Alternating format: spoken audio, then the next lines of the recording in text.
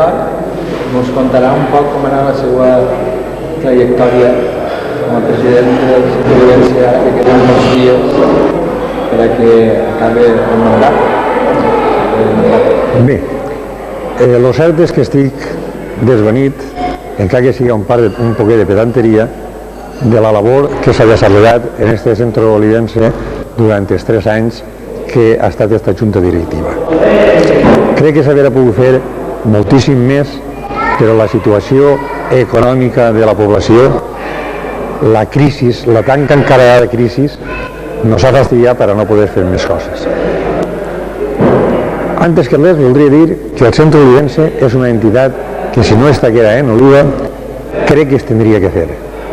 Està fent una funció social en Oliva com difícilment una altra entitat particular com esta podria fer-la.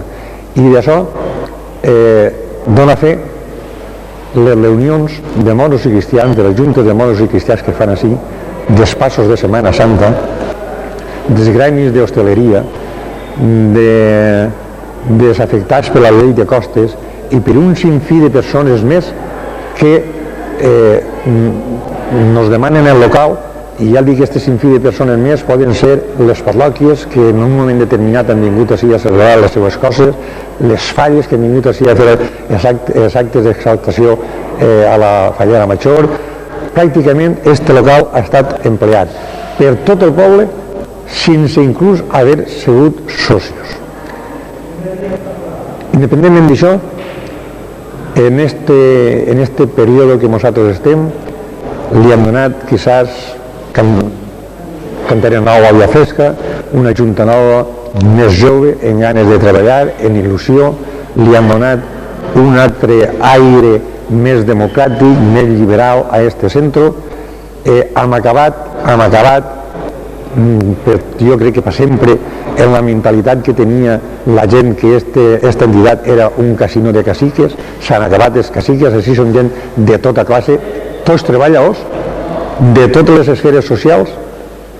Han intentat donar-li un aire cultural que de hecho crec que si s'ha replegat antes vostès hauran vist la quantitat de xarles que s'han fet tocant temes tan importants, i permetisquen per no deixar-me en cap, que ho tinc així apuntat, d'obligacions fiscals del llaurador, els temes i problemes d'Oliva que va vindre el senyor alcalde i va ser un èxit, l'ensenyança en Oliva i va vindre un professor d'EGB, uno d'FP i l'altre de BUP, la sanitat en Oliva, que va vindre la directora de l'ambulatori, per la normalitat del valencià, que pese a que va estar una xarra una miqueta polititzada, perquè cada un volia portar-se el gat a l'au i a les distintes persones que van acudir així, però va ser un verdadero èxit.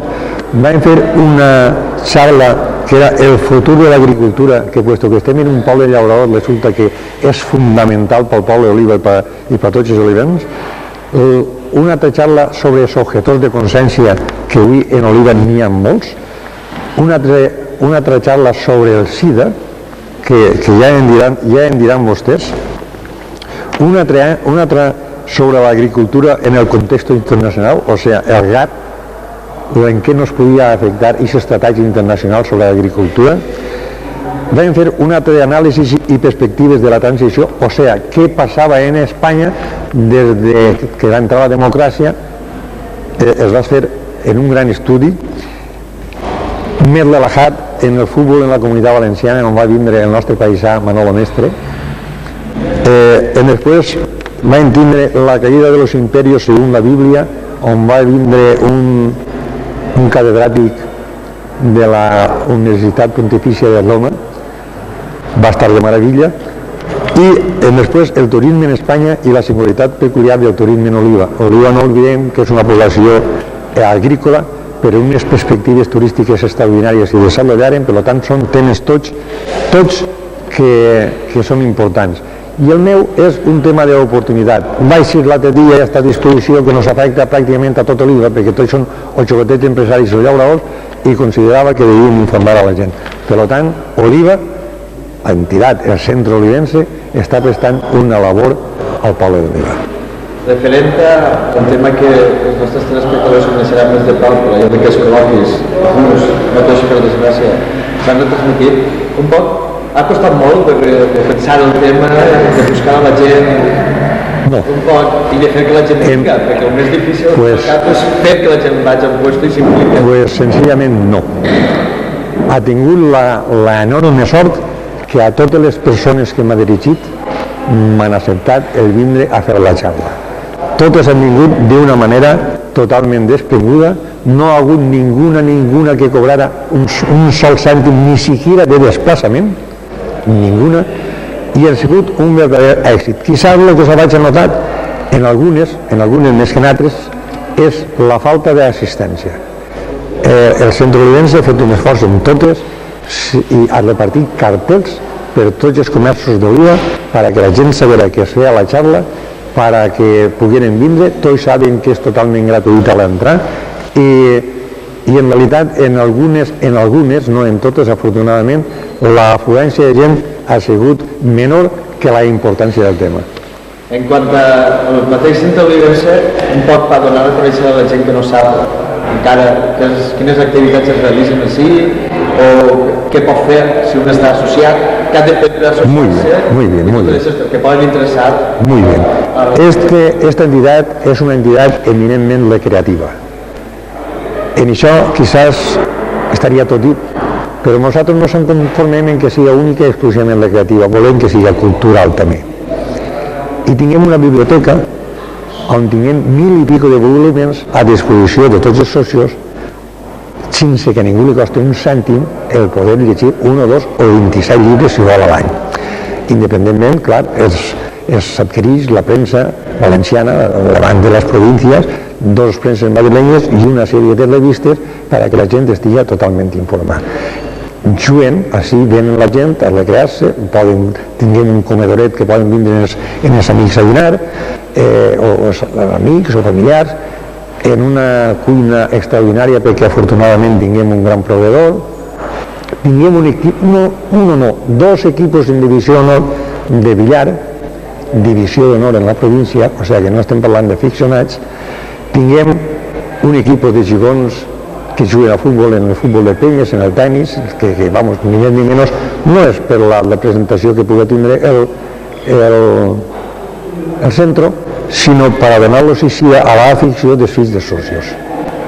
Entre altres coses, Me recordo que al principi vostè apostava per reciclar, o millor dit, perquè s'apuntava més gent jove, no? Sí. Una sèrie de les seves promeses, no? Com ara que ja està acabant-se, ara que ja està acabant-se, tinc que dir que no s'ha complit.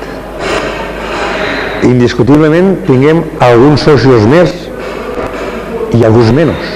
O sigui, molts que s'han donat a baixa perquè desgraciadament la mitja d'edat de socios és molt major i alguns s'han mort i altres en realitat ja no deixen de casa i s'han donat de baixa.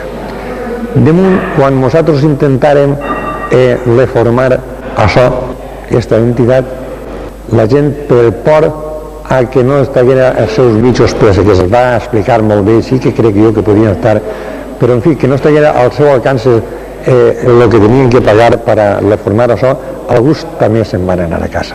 Tinguem alguns gent jove, tinguem molta gent que antes no era socios, que ara són socios. Especialment la gent jove ve atraguda més que res per el billar. Però en el que jo considero que és un fracàs meu personal i de tota l'entitat és de que no ha vingut la gent jove que jo esperava.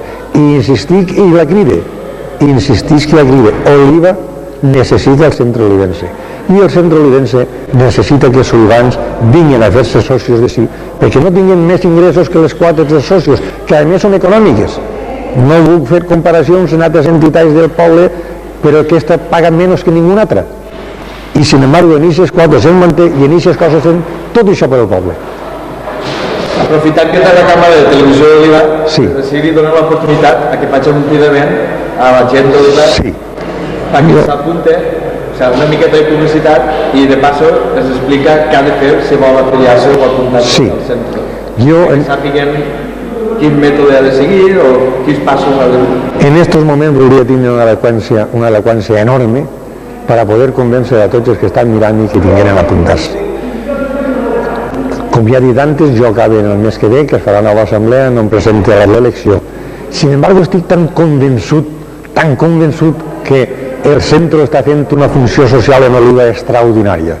Estic tan convençut que Oliva necessita este centre que jo els demanaria a tot el món, i així no exceptuo edats, encara que el futur està en els joves, que vinguin a apuntar-se.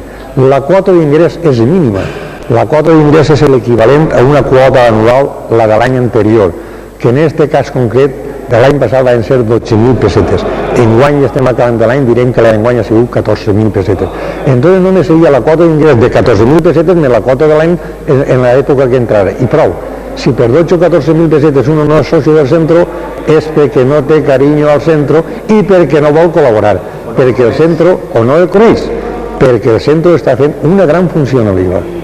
Vale, pues agrair-li tota la seva atenció i tots els seus cridaments que m'ha fet. Nosaltres hem intentat complir-la i esperem que no quedessi la cosa. Jo agraïsc a la televisió d'Oliva l'oportunitat que em dona per fer això, els agraïs les atencions i les consideracions que hem tingut, que a més també hem vingut sempre d'una manera despenguda, i ho dic públicament, sense cobrar un duro, a altres xables, els dono les gràcies, perquè també crec que igual que, encara que sigui totalment distint, igual que el centre està fent una gran funció, la televisió d'Oliva la necessitem. Vale, moltes gràcies.